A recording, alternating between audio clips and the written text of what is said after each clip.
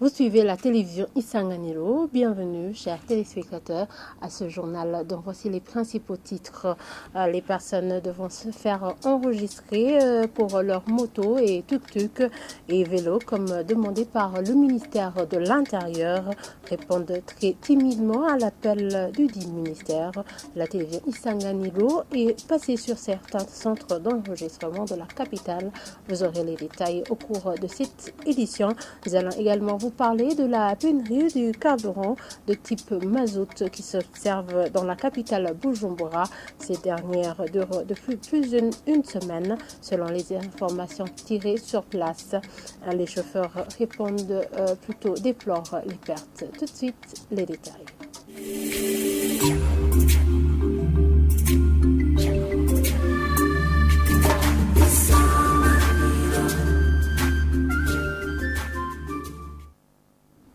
Encore une fois, bienvenue, chers téléspectateurs. Le président de la République, Évariste Ndayishimiye, a reçu ce mardi au palais de Gitega une délégation de haut niveau en provenance du Rwanda, porteuse d'un message de son homologue rwandais, Paul Kagame. Ces délégations de 2 personnes étaient conduites par le ministre rwandais de la Défense générale, Major Albert Murasira.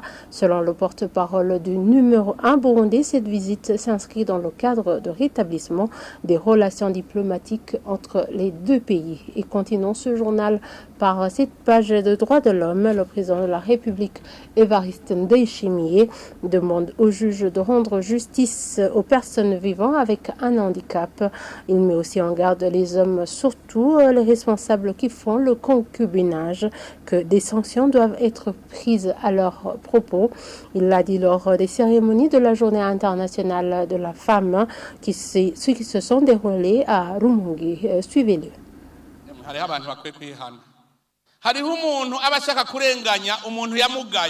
Il y a des gens qui doivent se repentir.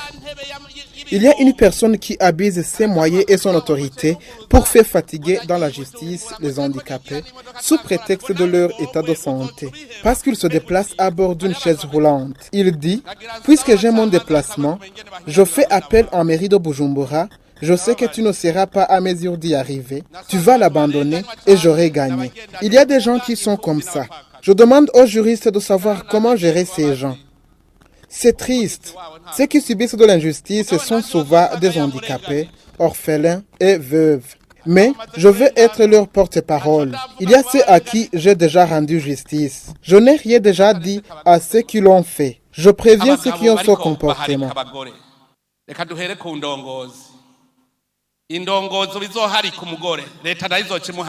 Les hommes qui font le concubinage, commençons par les responsables. Un responsable qui fera le concubinage sera puni. C'est très honteux à une autorité qui le fait alors qu'il devrait servir de modèle. Veuillez consulter même la Bible. Dieu a dit que pour qu'on soit un roi, on doit avoir une seule femme. Regardez tous les rois qui ont eu beaucoup de femmes. Ils ont été emportés par ces femmes. Par après, ils se sont écartés de Dieu. L'exemple, c'est le roi Salomon, David et bien d'autres. Si on est couvert de jupe, on perd l'intégrité. C'est inconcevable de travailler avec les hommes non intègres. Gare à vos responsables.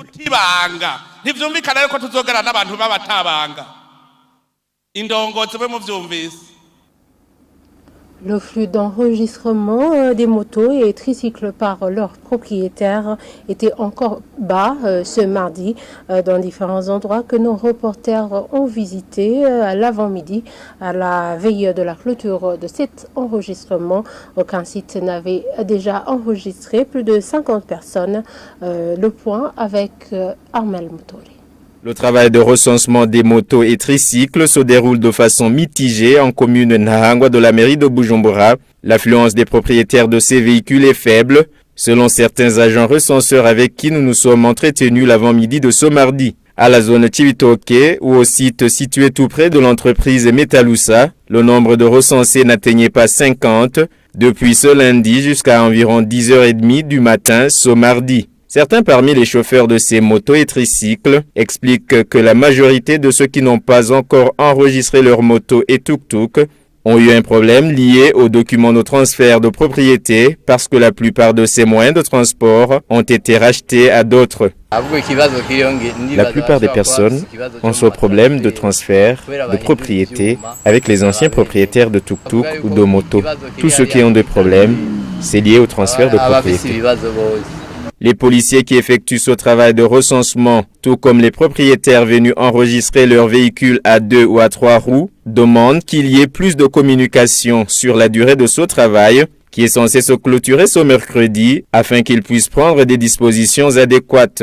La carte rose de la moto ou du tricycle, la carte d'identité de son propriétaire et la présentation physique du véhicule pour la vérification du numéro de châssis sont les 3 exigences pour faire cet enregistrement. Une pénurie une pénurie de carburant de type mazout s'observe en mairie de Bujumbura sur certaines stations-service. Sur 5 stations visitées ce mardi en commune Mukaza, une seule service au produit. Des conducteurs des véhicules déplorent les pertes causées par cette pénurie depuis plus d'une semaine. Le point avec Lydie Gahimbari.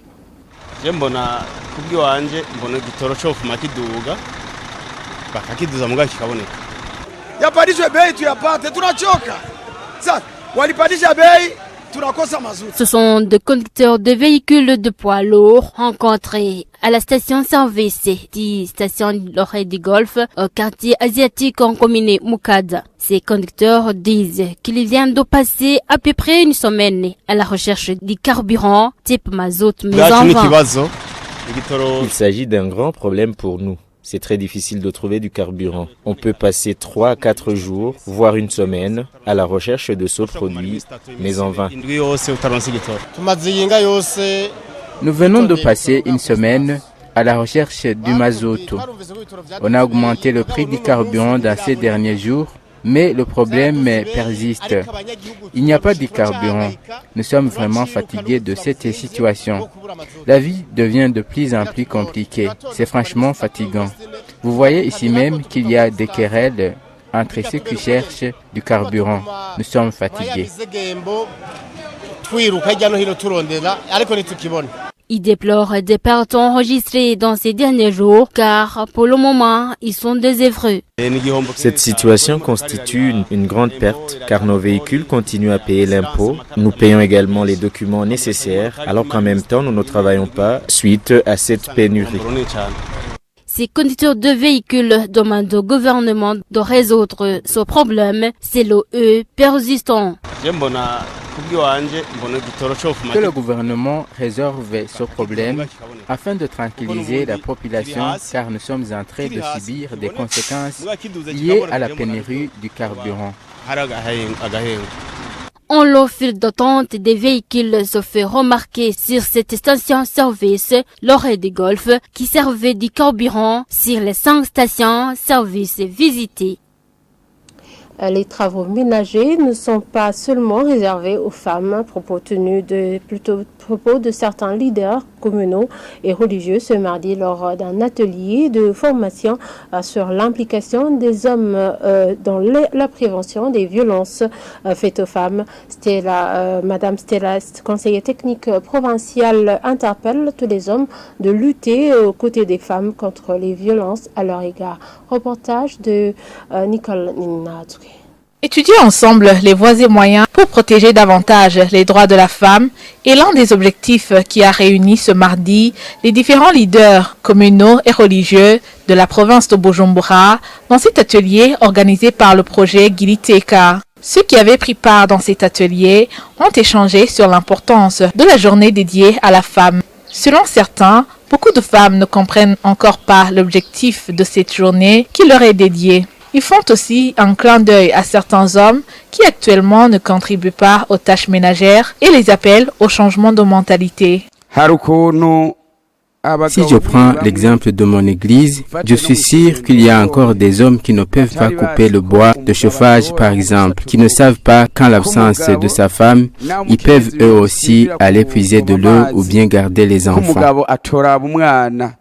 L'implication des hommes est fondamentale dans la prévention des violences faites aux femmes, explique Stella Guadjequera, conseiller technique provincial du projet Giliteka. L'homme joue un grand rôle dans la prévention et la lutte contre les violences basées sur le genre. Dans la plupart des cas, ces violences tirent leur source dans les usages et des attitudes bâties sur une masculinité négative.